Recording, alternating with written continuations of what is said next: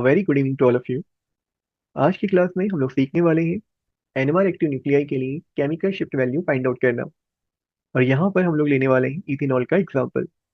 अगर हम बात करें इथेनॉल की, तो इथेनॉल में तीन तरीके के हाइड्रोजन एटम्स हमें देखने को मिलते हैं। एक हाइड्रोजन एटम जो कि जुड़ा हुआ है ऑक्सीजन के साथ में। ये ऑक्सीजन के साथ जुड़ा हुआ हाइड्रोजन एटम जो है, इसका सिग्नल हमें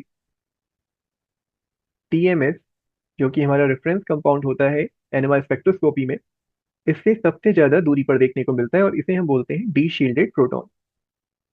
this is D shielded proton. Second number पे हमें ये दो हाइड्रोजन जो कि मिथाइलिन हाइड्रोजन है, इनका सिग्नल देखने को मिलेगा। ये ऑक्सीजन के साथ डायरेक्ट जो कार्बन जुड़ा हुआ है उससे जुड़े हुए हाइड्रोजन से, इसलिए कंपेरेटिवली जो CH3 हमारे पास प्रोटॉन्स है उनके मुकाबले ये डी शील्डेड रहे। लेकिन जो हाइड्रोजन ऑक्सीजन के साथ डायरेक्टली जुड़ा हुआ है उसके मुकाबले में ये क्या होंगे, उसके कंपेरिजन में ये शील्डेड होंगे। तो ये हमारे पास में है CH2 प्रोटॉन। और TMS के सबसे ज्यादा पास में, या हम बोल सकते हैं जो शील्डेड प्रोटॉन्स है, वो है हमारे मिथाइल प्रोटॉन CH3 प्रोटॉन। अभी जो शील्डिंग और डीशील्डिंग का कॉन्सेप्ट हमने यहाँ पर देखा, इसके लिए बस एक पॉइंट आपको याद रखना है। अगर कोई इलेक्ट्रोनेगेटिव एटम जुड़ा हुआ है कार्बन की चेन में, तो वो क्या करेगा, इलेक्ट्रॉन्स को अपनी ओर को विड्रॉ करेगा।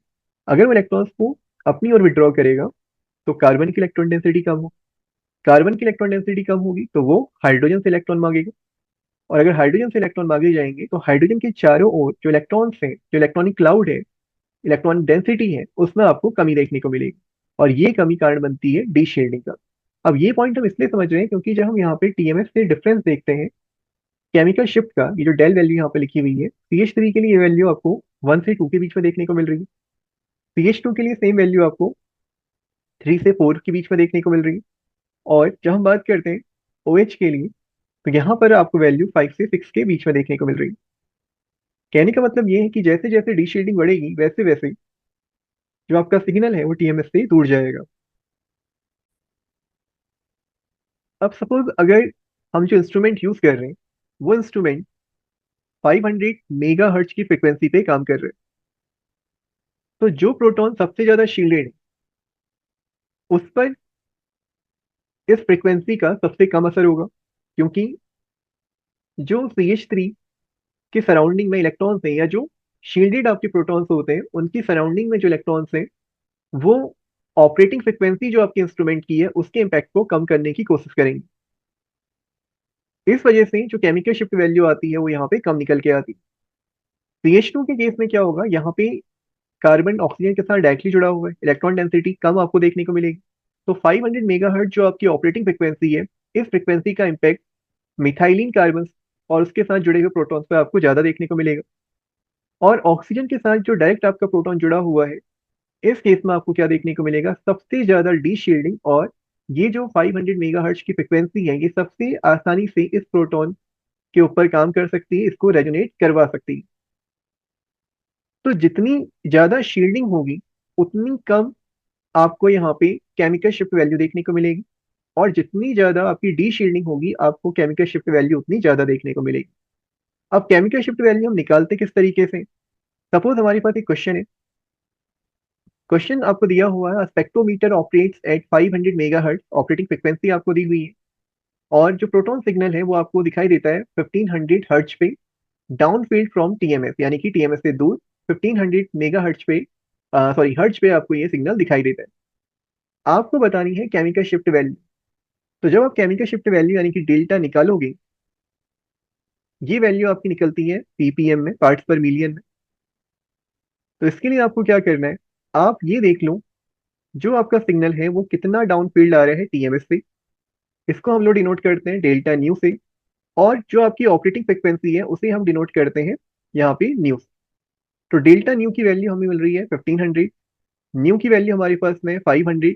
अब यहाँ पर ये वैल्यू आपको मेगा हर्ट्ज में देखने को मिल रही है, ये हर्ट्ज में देखने को मिल रही है। आपको यूनिट यहाँ पे कन्वर्ट करने की रिक्वायरमेंट नहीं है क्योंकि आंसर आपको पीपीएम में निकालना है। और अगर आप इसे पीपीएम में कन्वर्ट करोगे तो ऑटोमेटिकली क्या होगा, मेगा हर्ट्ज का 10 to the power 6 यहाँ पे ऑलरेडी कैंसिल आउट हो जाएगा। इसलिए आपको कोई भी चेंज नहीं करना है। हर्ट्ज और मेगा हर्ट्ज को आप इसी तरीके से रहने दीजिए, डबल जीरो से डबल जीरो कैंसिल हो गया। 5 से 15 कैंसिल हो गया और जो वैल्यू आपकी निकल के आ गई डेल value, this is 3 ppm, option number B. अब हो सकता है कि आपको डेल वैल्यू दे दी जाए और आपसे पूछा जाए कि जो आपका सिग्नल है वो टीएमएस से कितना डाउन फील्ड में आपको देखने को मिलेगा, आपको फ्रिक्वेंसी पूछी जा सकती है। तो इस केस में फिर आपको सेम फॉर्मूला यहाँ पे अप्लाई करना है। क्वेश्चन अगर हम देखें यहाँ पे प्रोटॉन के लिए लिखा हुआ है कि रेजोनेट करता है कितने पे, 2.40 ppm पे।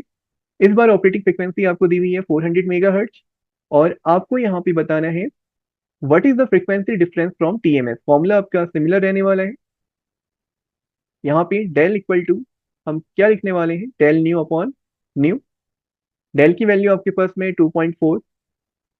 यहाँ से अगर हम बात करें डेल्टा न्यू की, तो डेल्टा न्यू की जो वैल्यू यहाँ पे आपको कैलकुलेट करनी है और जो वैल्यू आपको दी हुई है स्पेक्ट्रोमीटर यानी कि आपकी ऑपरेटिंग फ्रिक्वेंसी जो दी हुई है वो कितनी दी हुई है यहाँ पे, 400 मेगा हर्ट्ज।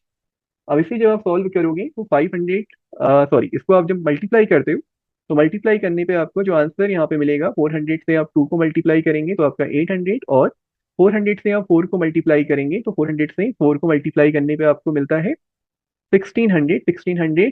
और इसको कंप्लीटली जब आप सॉल्व करोगे तो डेल्टा न्यू इक्वल टू आपका आ जाएगा 800 plus 160 which is equal to 960 hertz. तो इसी तरह के क्वेश्चन आपसे एग्जाम में पूछे जा सकते हैं। इजी क्वेश्चन है, पहले भी एग्जाम्स में आए हैं, आगे आने वाले एग्जाम्स में भी आपको इन क्वेश्चंस को अच्छे से तैयार कर लें। आई होप आप लोगों को ये टॉपिक समझ में आया होगा। Thank you for watching.